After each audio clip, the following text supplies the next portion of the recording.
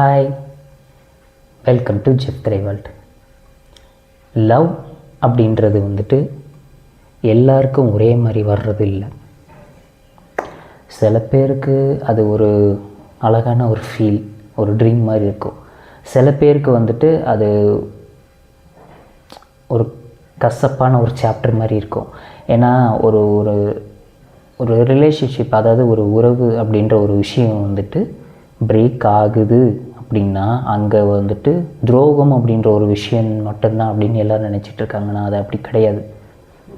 ஒரு ரெண்டு பேரோட ஒரு பர்சனாலிட்டிக்கு நடுவில் இருக்கிற ஈகோ கிளாஷு, அப்படி இல்லாட்டி அந்த டிஃப்ரென்ஸ் ஆஃப் ஒப்பீனியன்றதுனால வர்றது தான் இது அப்படின்னு நம்ம சொல்லலாம். ஒரு 2007 ரிலீஸ் ஆன ஒரு படம் இன்றைக்கி பார்த்தாலுமே ஃப்ரெஷ்ஷாக இருக்குது அப்படின்னா அது நம்ம உன்னாலே அப்படின்ற ஒரு படம். நீங்கள் அந்த படத்தை நிறைய பேர் பார்த்துருப்பீங்களா அப்படின்றது எனக்கு தெரியல. இன்றைக்கி பார்த்தாலும் ஃப்ரெஷ்ஷாக இருக்கும் அந்த படம். ஏன் அப்படின்னா அந்த படத்தில் யூஷுவல் டெம்ப்ளேட்ஸில் இருந்து எல்லாமே ரொம்ப டிஃப்ரெண்ட்டாக இருக்கும். ஏன்னா அந்த படத்தில் ஆக்ஷன் கிடையாது, பஞ்ச் டைலாக் கிடையாது, ஒரு ஒரு ஃபீல் குட் ஒரு மியூசிக்கல் ரொமான்டிக் ஃபிலிம் பார்த்தா எப்படி இருக்குமோ அப்படி ஒரு படம், ஒரு மியூசிக்கல் ஆல்பம் அப்படின்னு நம்ம சொல்லலாம். ஏன்னா உன்னாலே ஒரு படம் வந்துட்டு ஒரு சூப்பர் டூப்பர் ஹிட்டான ஒரு படம். ஸோ நம்ம இப்போ அந்த ரிவ்யூக்குள்ளே போகலாம். So once again welcome to Jeff world. Cameraman and படத்தோட டைரக்டர் ரெண்டு பேருமே ஒரே ஆள் தான். ஜீவா அப்படின்றவர் தான் எடுத்திருக்காரு. நிறைய பேருக்கு அவர் தெரிஞ்சிருக்கும் அப்படின்னு நான் நம்புகிறேன். ஸோ அவர் டைரக்ட் பண்ணதில் ஒன் ஆஃப் தி பெஸ்ட் படம் அப்படின்னு நம்ம இதை சொல்லலாம். ஏன்னா அவரோட லென்ஸ், கேமரா லென்ஸில் வழியாக லவ் எப்படி இருக்குது அப்படின்றத அவர் காட்டின ஒரு டைப், ஒரு விதமாக இருக்கட்டும், அதோட கிளாசிக் மேஜிக் வந்துட்டு நமக்கு இப்போ தான் புரியுது. அப்போவே அது வந்துட்டு ஒரு சூப்பரான ஒரு படம். ஸோ அந்த படத்தை நிறைய பேர் பார்க்காம மிஸ் பண்ணியிருப்பீங்க, especially the 2K kids. So உங்களுக்கெல்லாம் இந்த படத்தை பற்றி தெரிஞ்சிருக்கிறதுக்கு சான்ஸ் இல்லை அப்படின்னு நான் நம்புகிறேன். ஏன்னா இந்த படத்தோட ஃபீல் எப்படி இருக்கும், இந்த படத்தை நீங்கள் ஏன் கண்டிப்பாக பார்க்கணும் அப்படின்றத வந்துட்டு நம்ம இப்போது இன்டெப்த்தாக நம்ம பார்க்கலாம். ஒரு ஹார்ட் ஆஃப் த ஸ்டோரி அப்படின்னு நம்ம சொல்லணும் அப்படின்னா, ஒரு படம் ஸ்டார்ட் பண்ணுறது வந்து மெல்போர்ன் இருக்குல்ல. ஸோ மெல்போர்னில் வந்துட்டு ஐஸ்லாம் இருந்தால் எப்படி இருக்கும், அந்த இதுக்கு நடுவில் ஒரு காஃபி ஷாப், அந்த காஃபி ஷாப் பின்னாடி ஒரு 3 பேரோட லைஃப், அதுதான் இந்த படம். உங்களுக்கு இப்போ புரிஞ்சிருக்கும்னு நான் நம்புகிறேன். முதல்ல கார்த்திக், அவர் தான் நம்ம படத்தோட ஹீரோ. வினய், ஸோ அவர் வந்து எதையுமே சீரியஸாக எடுத்துக்க மாட்டார், ஜாலியான ஒரு கேரக்டர். அடுத்து ஜான்சி, அதாவது சதமம். ஃபஸ்ட்டு வந்து வினய் சார் வந்து கார்த்திக்ன்ற அப்படின்ற ஒரு கேரக்டர் பண்ணியிருந்தார், ஒரு ஜாலியான ஒரு கேரக்டர்னு சொன்னேன். ரெண்டாவது வந்துட்டு ஜான்சி அப்படின்ற கேரக்டரில் சதாமம் பண்ணியிருக்காங்க. அவங்க வந்து எதையுமே ரொம்ப ஸ்ட்ரிக்டாக இருக்கணும், ஒரு கேல்குலேட்டிவாக எல்லாத்தையும் பண்ணணும். லவ் அப்படின்றத வந்துட்டு ஒளிவு மறைவு இருக்கக்கூடாது, எல்லாமே ரொம்ப பர்ஃபெக்டாக இருக்கணும். அது ஒரு ஸ்கூலுக்கு போகிற ஒரு ஃபீல் மாதிரி இருக்குது அவங்க பண்ணுறது. மூணாவதாக வரவங்க தான் தீபிகா, தனிஷா முகர்ஜி அப்படின்றவங்க தான் இதில் வந்து அடுத்த ஹீரோயினை பண்ணியிருக்காங்க, செகண்ட் ஹீரோ பண்ணியிருக்காங்க. பட் இவங்களுக்கு ஒரு மாதிரி ஒரு எனர்ஜியாக இருக்குது இவங்களை பார்க்குறது. பொதுவாக வந்து சினிமாவில் வந்துட்டு காதல் லவ்வில் தோற்று போயிட்டாங்க அப்படின்னா ஹீரோ சோக பாட்டு பாடிட்டு, இல்லைன்னா ஹீரோயின் மேலே பழி போட்டுட்டு ஊன்னு கத்திக்கிட்டு பஞ்சாயத்து பண்ணிட்டு இப்படி தான் இருக்கும். ஆனால் இது வந்து ஒரு கிளாஸான ஒரு படம் அப்படின்னா அது மாதிரி எந்த விஷயமே இதில் இருக்காது. இன்னொன்று, டைரக்டர் ஜீவா வந்துட்டு இந்த படத்தை வந்துட்டு ஒரு மாதிரி மெச்சூர்டாக ஹேண்டில் பண்ணிப்பார். ஏன் அப்படின்னா அந்த ரெண்டு பேருக்கும் அவங்களுக்குள்ள பொசினேஷன் வந்துட்டு தான் இந்த படமே.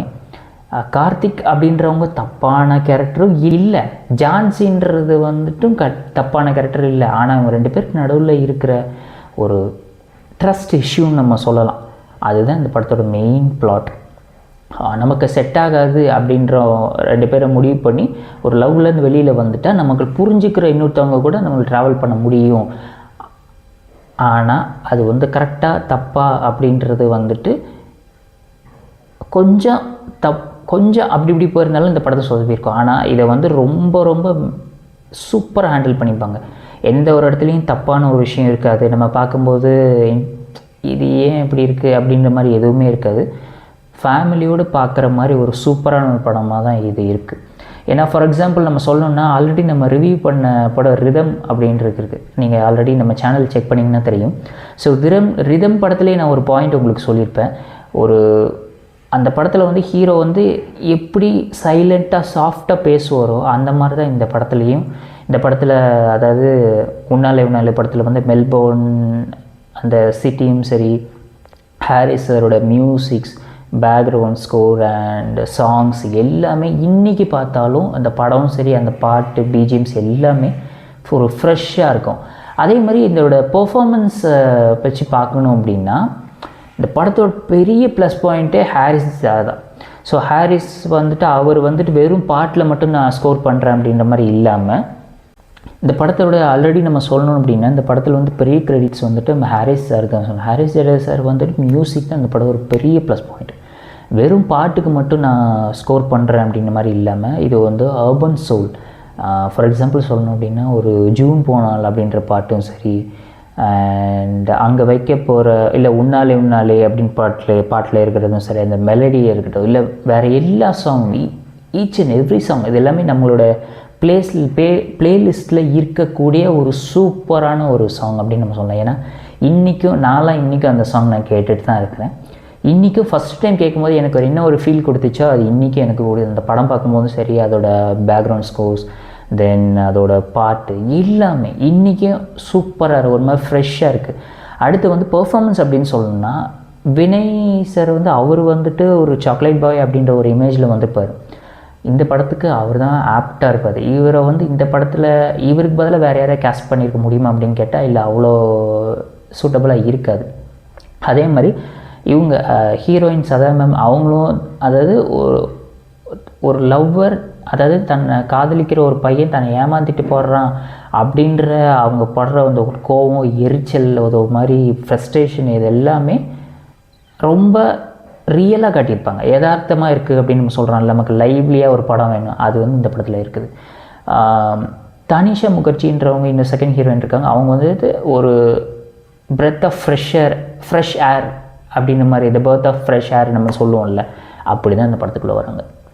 குறிப்பாக சொல்லணும் அப்படின்னா இந்த படத்தில் ஜீவா சாரோட மேக்கிங் வந்துட்டு அவர் ஆல்ரெடி ஒரு கேமராமேன் அப்படின்றதுனால அவரோட கேமரா ஆங்கிள்ஸும் சரி, ஒரு சீன்ஸ் அவங்க எக்ஸ்பிளைன் பண்ணியிருக்கிறதும் சரி சூப்பராக இருக்கும். ஃபார் எக்ஸாம்பிள் நான் ஆல்ரெடி சொன்ன மாதிரி ரிதம் படத்தில் வசந்த் சார் வந்துட்டு எப்படி ஒரு எமோஷனை த்ரூ அவுட் நம்ம ஹேண்டில் பண்ணிப்பாரோ அந்த மெச்சூர்டான ஒரு விஷயத்தை இந்த படத்தில் ஜீவா சார் ஹேண்டில் பண்ணியிருக்காரு.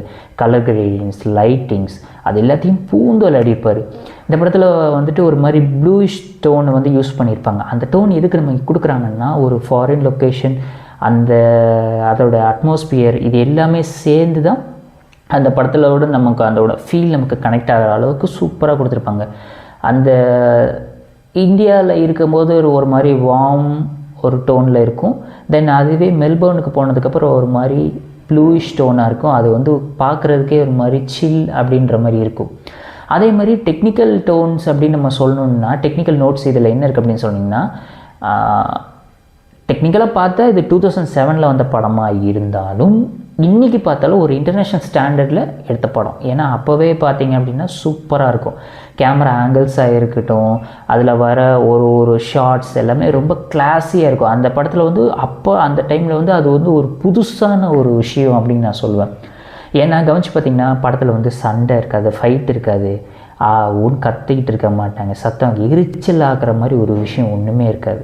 இந்த படத்தில் நல்லா இன்வால்வ் பண்ணி பார்த்திங்க அப்படின்னா ஒரு 3 பேருக்குள்ளே இருக்க ஒரு மனசில் நடக்க அந்த போராட்டம் அப்படின்னு சொல்லுவோம்ல, எமோஷன்ஸ்க்கு நடக்கல பிரேக் டவுன் ஆகிறதுனால வர பிரச்சனைகள் எப்படி இருக்கும் அப்படின்றத அவங்க எல்லாரும் அவங்களோட ஃபேஷியல் எக்ஸ்ப்ரெஷன்ஸ்லேயே நமக்கு காட்டியிருப்பாங்க. அதுதான் இந்த படத்தோட ஒரு ப்ளஸ் பாயிண்ட் அப்படின்னு சொல்லுவோம். ஏன்னா இந்த படம் வந்துட்டு நம்ம சேனலுக்கு ரொம்ப சூட்டபிளான ஒரு விஷயம். ஏன்னா நம்ம சேனலோட கான்செப்ட் வந்து சினிமா வித்தவுட் நாய்ஸ். அதை வந்துட்டு ஒரு சூப்பரான ஒரு சினிமா எப்படி இருக்கணும் அப்படின்றது இதில் வந்து சூப்பராக காட்டியிருப்பாங்க. இந்த உன்னாலே வந்துட்டு ஒரு பெஸ்ட் எக்ஸாம்பிள் நம்ம சொல்லலாம். கடைசியாக சொல்லணும் அப்படின்னா இது வந்துட்டு ஒரு மியூசிக்கல் மெமரி அப்படின்னு நம்ம சொல்கிறோம். ஏன்னா ஒரு லவ்வை பிரிஞ்சிட்டு போகிறவங்க மட்டும் பேசாமல் இல்லாமல், பிரிஞ்சிட்டோம் அப்படின்னு மட்டும் இல்லாமல் அந்த பிரிஞ்சு போனதுக்கு அப்புறம் அதில் இருக்கிற ஒரு விஷயத்தையும், அதுக்கப்புறம் தான் லைஃப் புதுசாக ஸ்டார்ட் ஆகுது அப்படின்ற ஒரு விஷயத்தையும் ஜென்யூனாக காட்டியிருப்பாங்க. ஏன்னா நார்மலாக ஒரு படத்தில் ஹீரோயினோ இல்லை லவ் பிரேக்கப் அது மாதிரி ஆச்சுன்னா திட்டி பாட்டு பாடுறது, பஞ்சாயத்து பண்ணுறது, தேவையில்லாத விஷயம்லாம் பண்ணுவோம். ஆனால் இதில் வந்து அப்படி எதுவுமே இருக்காது. ஒரு பாஷனை க்ளீன் கிளாஸ் படம். ஸோ அப்படி இருக்கும்போது அந்த லொக்கேஷனுக்கும் அந்த படத்துக்கும் அந்த ஸ்டோரிக்கும் ஏற்ற மாதிரி ஒரு மியூசிக் அண்ட் பேக்ரவுண்ட் ஸ்கோர்ஸ் எல்லாமே பர்ஃபெக்டாக இருக்கும். ஸோ அப்போது அப்படி இருக்கும்போது இந்த படத்துக்கு ஒரு சின்ன ஏதாவது யோசிச்சு பாருங்கள், இப்படி ஒரு இதில் ஏதாவது ஒரு சின்ன மிஸ்டேக் இருந்தாலும் இப்போ நம்ம சொல்கிறோம், இப்போ எல்லோரும் யூஸ் பண்ணிகிட்டு இருக்காங்க ஒரு டேர்ம், எனக்கு கிரிஞ்சாக இருந்துச்சு அப்படின்னு, அந்த மாதிரி விஷயம் இதில் எதுவுமே இருக்காது. ஒரு சூப்பரான ஒரு படம். அதோட காமெடி ஆகட்டும், story, screen play and location, ஒரு இதையும் எமோஷனாக நமக்கு கனெக்ட் ஆகிற அளவுக்கு இந்த படம் ஃபுல்லாக இருக்கும். எதுவுமே சினிமாட்டிக்காக எதுவுமே இருக்காது. அதுதான் இந்த படத்தோட பெரிய ப்ளஸ் பாயிண்ட். நார்மலாக ஒரு சினிமா அப்படின்னா நம்ம பறந்து அடிக்கிறது, நம்ம பஞ்சு டைலாக் பேசுகிறது, 10 லாரியை பறக்க விடுறது, இதெல்லாம் இந்த மாதிரி எந்த விஷயமே இருக்காது. படத்துக்கு அந்த ஸ்டோரிக்கு என்ன தேவையோ அதை பர்ஃபெக்டாக கொடுத்துருப்பாங்க. இந்த படத்தை இப்போயுமே நீங்கள் பார்த்தீங்க அப்படின்னா அமேசான் ப்ரைமில் இருக்குது, தென் நிறைய ஓடிடி வெப்சைட்ஸ்லேயும் இருக்குது, ஃப்ரீ வெப்சைட்ஸ்லேயும் இருக்குது. நீங்கள் எதில் வேணாலும் தேடி பார்க்கலாம். இந்த படத்தை ஆல்ரெடி பார்த்துருந்தீங்க அப்படின்னா இந்த படத்தை உங்களுக்கு பிடிச்சிருந்துச்சா இல்லையா அப்படின்றத ப்ளீஸ் கமெண்ட்டில் மென்ஷன் பண்ணுங்கள். அண்ட் இந்த வீடியோ ரிவ்யூ உங்களுக்கு பிடிச்சிருக்கும் அப்படின்னு நான் நம்புகிறேன். ப்ளீஸ் இந்த வீடியோக்கு லைக் பண்ணுங்கள், ஷேர் பண்ணுங்கள், சப்ஸ்கிரைப் பண்ணுங்கள்.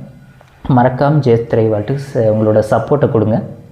ஸோ நிறைய பேர் ஒரு சின்ன ரெக்வஸ்ட், நிறைய பேர் வீடியோஸை பார்க்குறீங்க, சேனல்ஸ் விசிட் பண்ணுறீங்க, பட் உங்களோட சப்ஸ்கிரிப்ஷன் தான் எனக்கு வந்து அடுத்த லெவலுக்கு பூஸ்ட் பண்ணும். ஸோ மறக்காமல் இந்த வீடியோவுக்கு லைக் பண்ணி ஷேர் பண்ணுங்கள், சேனலுக்கு சப்ஸ்கிரைப் பண்ணுங்கள்.